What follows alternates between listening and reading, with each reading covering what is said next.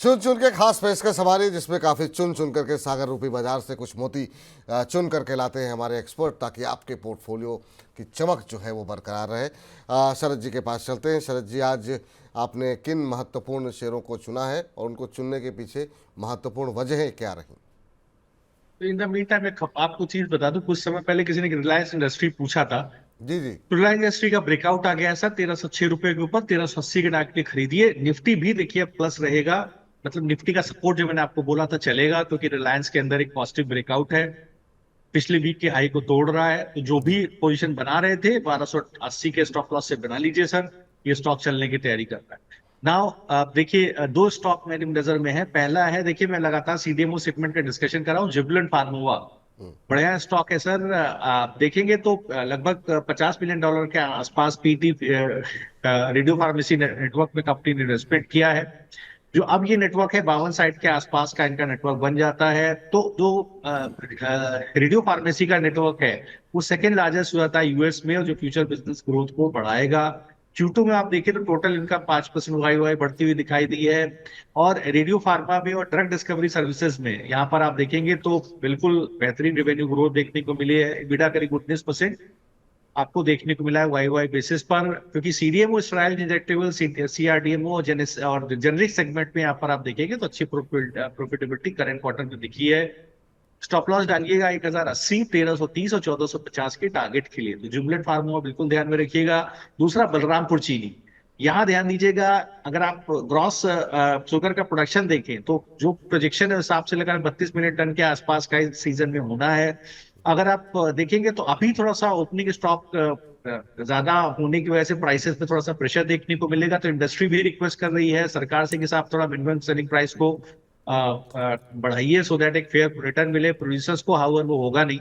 तो मैनेजमेंट का ये एडवोकेसी के साथ गवर्नमेंट का जो सपोर्ट है प्राइस स्टेबलाइज करने के लिए और एमएसपी डिक्लेरेशन के लिए, इथेनॉल प्राइस रिवीजन के लिए, एक्सपोर्ट अलाउंसेस के लिए, वहां पर सरकार को ध्यान देना चाहिए। मुझे लगता है ये सब चीजें होंगी भी, सरकार यहाँ पर बिल्कुल कदम लेती हुई दिखाई देगी। लेटेस्ट में देखिए अभी गवर्नमेंट ने कुछ पॉलिसी शिफ्ट किया था, जिसकी वजह से जो रेस्ट्रिक्शंस थे शुगर डाइवर्जन का इथेनॉल प्रोडक्शन के लिए, उसको उसको कम किया गया था। तो इथेनॉल प्रोडक्शन ज्यादा बढ़ता हुआ दिखाई दिया है। इससे इथेनॉल प्राइसेस का रिवीजन भी जल्दी आपको दिखाई देगा। स्टॉक चल पड़ा है। 520 का स्टॉप लॉस है, 680 के टारगेट के लिए बर्रापुर चीनी को भी खरीद सकते हैं। ठीक सर। तो यहाँ पर खरीदारी की सलाह, यहाँ पर आपके मुनाफे की जो मुठास है उसको बढ़ाएगा बलरामपुर चीनी। नज़र बना करके चलिए। 680 के लक्ष्य के साथ खरीदारी करनी है आपको। 590 के आसपास चल रहा है, लेकिन इस बात का ध्यान रखना है कि नीचे की तरफ 520 रुपये का एक स्टॉप लॉस जो आपको दिया गया है उसको अवश्य ध्यान में रखें। वोलेटाइल बाज़ार में यही वो लेवल्स होते हैं स्टॉप लॉस, जो आपकी पूंजी को बचाने की कोशिश करते हैं या पूंजी को बचाते हैं। तो 590 के आसपास चल रहा है, उसमें 680 के लक्ष्य के साथ खरीदारी करने की सलाह है।